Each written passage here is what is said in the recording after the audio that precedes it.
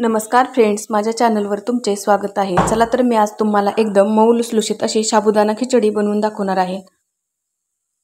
चला तर मग रेसिपीला सुरुवात करूयात।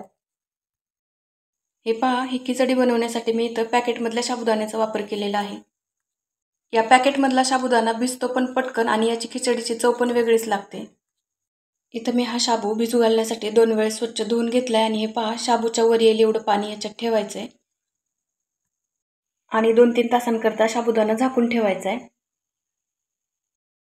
तसा तर हा शाबू भिजायला जास्त वेळ लागत नाही, पण जितका वेळ हा जास्त भिजेल तितकी खिचडी खायला चांगली लागते।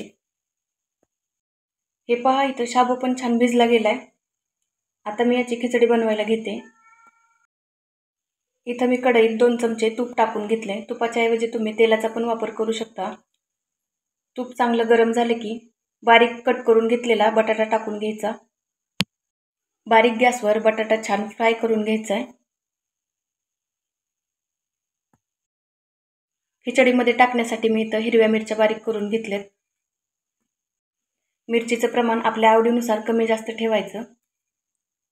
बटाटा छान फ्राय झाला की त्याच्यामध्ये मिरची टाकून घ्यायची। आपल्याला जेवढी खिचडी बनवायची आहे तेवढा साबुदाणा बाजूला काढून घ्यायचा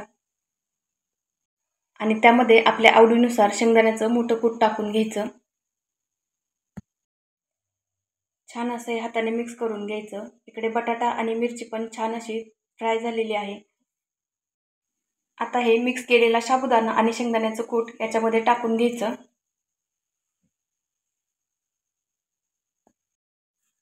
छान अशी ही खिचडी हलवून घ्यायची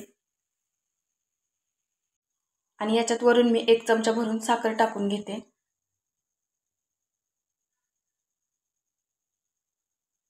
आणि अगदी थोडासा पाण्याचा शिंतोडा मारून घ्यायचा। चांगली अशी खिचडी हलवून घ्यायची, नाहीतर ही कढईला चिटकून बसण्याची शक्यता असते। अगदी 5 मिनिटांकरता याच्यावर झाकण ठेवून ही खिचडी वाफवून घेण्यासाठी ठेवायची आहे। आणि हे पहा, 5 मिनिटांनंतर अगदी मऊ अशी आपली खिचडी तयार झालेली आहे। थोडीशी पण चिकट वगैरे अशी काही खिचडी झालेली नाही। एकदम मऊ आणि मोकळी अशी तयार झाली। या खिचडीवर तुम्ही लिंबू पिळून किंवा दही टाकून पण खाऊ शकता। खूप छान लागते। तर ही तुम्हाला रेसिपी कशी वाटली हे मला नक्की सांगा। रेसिपी आवडली असेल तर चॅनलला लाईक, शेअर, सबस्क्राईब करायला विसरू नका। परत भेटूया अशाच एका नवीन रेसिपीमध्ये। धन्यवाद।